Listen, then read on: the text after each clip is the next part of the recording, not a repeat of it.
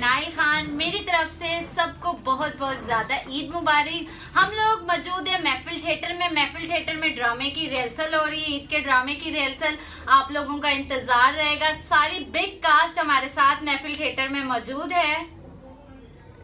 हमारे साथ सारी बिग कास्ट मौजूद है। नासिर चनियोटी साहब हैं, आगा माजिद साहब हैं, तार नुशाद साहब हैं, साजन अब्बास है, शाहिद खान है, जिनका मैं नाम भूल गई हूँ, माजरत।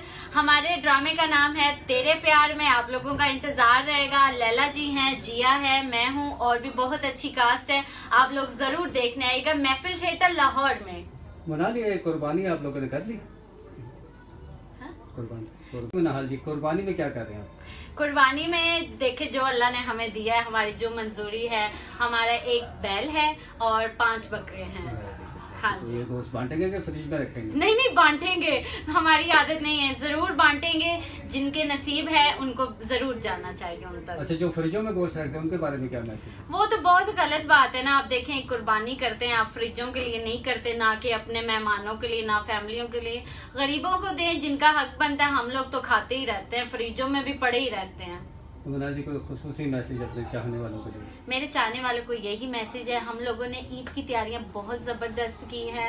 5-6 दिन से हमारे ईद के ड्रामे की रिहर्सल चल रही है। आप लोग ज़रूर आइएगा महफिल थिएटर में, और किसी की भी आइटम सॉन्ग मत मिस कीजिएगा। और ड्रामा बहुत मज़ेदार है। Thank you.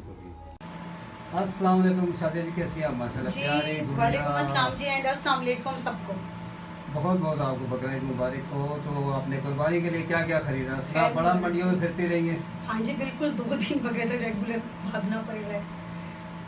तो क्या खरीदा आपने? बच्चा जिसे हम नहीं कहते। अच्छा, बछड़ा जी, बछड़ा वो कर रहे हैं। एक खरीदा? बकरे हाँ, नहीं बकरे नहीं। देखिए जितनी औकात हो इंसान उसके लिहाज से बोले अच्छी बात है। तो ईद पे क्या कर रही हैं आप? ईद पे मैं ड्रामा कर रही हूँ। बहुत अच्छा ड्रामा है हमारा, बहुत प्यारी कास्ट है जिसमें नासिर चनियोटी साहब, आगा माजिद सर, अमाना चंद सर, ताहिर नुशाद सर, साजन अब्बास, लैला जी होगी, जिया भट्ट होगी, मनाइल खान जी होगी, वो 2 सिस्टर हैं, बहुत प्यारी बहनें हैं, मैं खुद होगी, हाँ नाजलीन और निसरा नूर। तो आज की ईद में और बचपन की ईद में क्या फर्क महसूस करती हैं?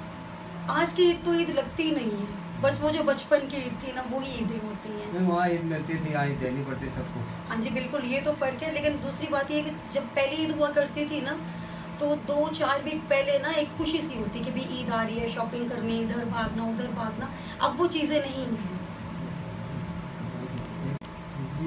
अब वो चीज़ें नहीं रही। वो एक वक्त के साथ ना तो पता ही नहीं होता कि कब ईद आई और कब चली गई। वैसे फ़िलहाल मेरी तरफ से हमारे पूरे पाकिस्तान को क्या, जहाँ जहाँ हमारे मुसलमान दोस्त हैं सबको ईद मुबारक। अल्लाह पाक सबको खुश रखे और सबको अपनी हिफ्ज़-ओ-मान में रखे, और स्पेशली हमारे पाकिस्तान को अपनी हिफ्ज़-ओ-मान में रखे। क्योंकि हमारा पाकिस्तान जो है ना, अल्लाह पाक यहाँ की हुकूमत को भी हिदायत दे कि अवाम के लिए कुछ सोचें, अवाम का कुछ भला करें। तो आप भी तंग है बहुत ज़्यादा। आप ये बताइए, यहाँ पे कौन नहीं तंग? आप महंगाई देख रहे हैं, हालात देख रहे हैं, दरख्तों पर थोड़ी नोट लगेंगे भी उतार के हम लोग ले हैं। सीरियसली इतना हम लोग कमाते नहीं जितने हमारे खर्चे हैं, कहाँ से पूरे करें? तो कुर्बानी का जो गोश्त लोग फ्रीज कर लेते हैं, गरीबों में नहीं बांटते, उनको क्या कहेंगे? नहीं, ये तो सरासर गलत बात है। कुर्बानी के गोश्त का मतलब क्या है कि आप अपने लिए उतना रखो जितना आपने पकाना है, बाकी आप बांट दो। ये जो फ्रीजर करके रखते हैं, ये फिर ना करें कुर्बानी, इससे बेहतर है वो जायज़ भी नहीं होती कुर्बानी। तो क्या मैसेज देना चाहिए अपने उनके लिए? से?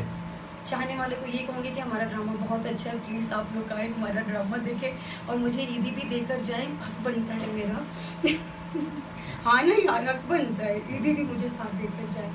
और बाकी ये कहूँगी, जो लोग यानी कि गोश्त यानी कि कुर्बानी करते हैं और अपने फ्रीज कर लिया करते हैं, वो सरासर गलत है।